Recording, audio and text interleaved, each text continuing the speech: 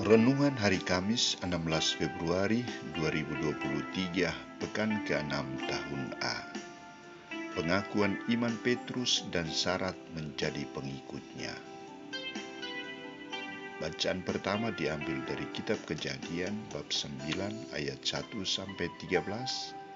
Bacaan Injil dari Injil Markus bab 8 ayat 27-33.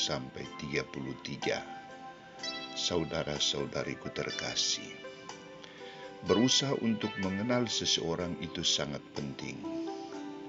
Pengenalan itu penting karena orang akan mengetahui latar belakang, pendidikan, tujuan kedatangannya, dan bagaimana orang itu akan diperlakukan, diperdayakan, dimanfaatkan, dan lain sebagainya. Yesus sangat mengharapkan kenyataan ini dimiliki oleh para murid dan orang banyak. Saudara-saudariku terkasih, ketika di daerah sekitar Kaisarea Filipi, Yesus bertanya kepada murid-muridnya tentang siapakah dirinya menurut orang banyak dan menurut mereka sendiri. Pertanyaan Yesus adalah, kata orang dan apa katamu? Siapakah aku ini? Pertanyaan pertama yang ditujukan kepada orang banyak juga memiliki banyak jawaban. Ada yang mengatakan Yohanes Pembaptis, ada juga yang mengatakan Elia, dan ada pula yang mengatakan seorang dari para nabi. Dari jawaban ini jelas bahwa orang banyak belum mengenal Yesus secara sungguh-sungguh. Mereka hanya sekedar melihat dan mengalami segala kebaikan yang diperbuat oleh Yesus, yang dikerjakan oleh Yesus. Mereka hanya sebatas penikmat iman, tetapi belum menjadi bagian yang sungguh dari hidup dan karya Yesus. Jawaban ini tidak memuaskan Yesus, maka ia mengajukan pertanyaan kedua yang ditujukan khusus kepada para muridnya. Apa katamu, siapakah aku ini?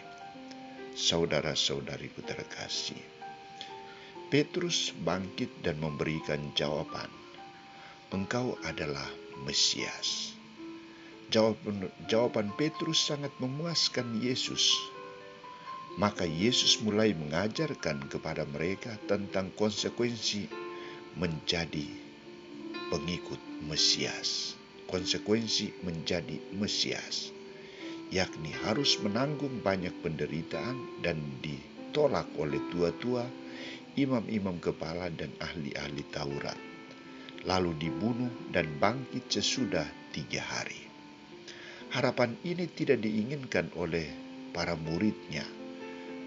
Mereka membutuhkan Mesias yang bukan mau menderita, mau disiksa, mau dibunuh, tetapi seorang raja yang berkuasa, diktator, yang akan memenuhi kebutuhan hidup mereka, memberikan mereka banyak uang, bisa mengalahkan semua orang dengan sikap kekerasan dan lain sebagainya.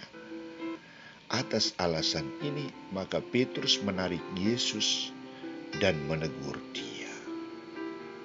Saudara-saudariku terkasih, apa tanggapan Yesus terhadap teguran Petrus? Ia berpaling kepada murid-muridnya dan ia memarahi Petrus, katanya, "Enyalah iblis, sebab engkau bukan memikirkan apa yang dipikirkan Allah, melainkan apa yang dipikirkan manusia."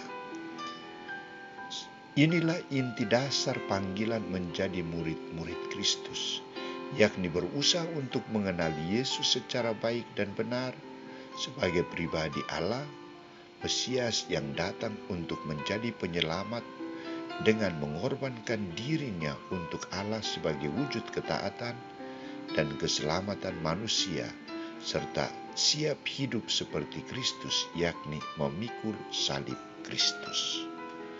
Saudara-saudariku terkasih, bagaimana tanggapan kita atas sabda Yesus hari ini? Bila Yesus bertanya kepada kita, menurut kamu siapakah aku?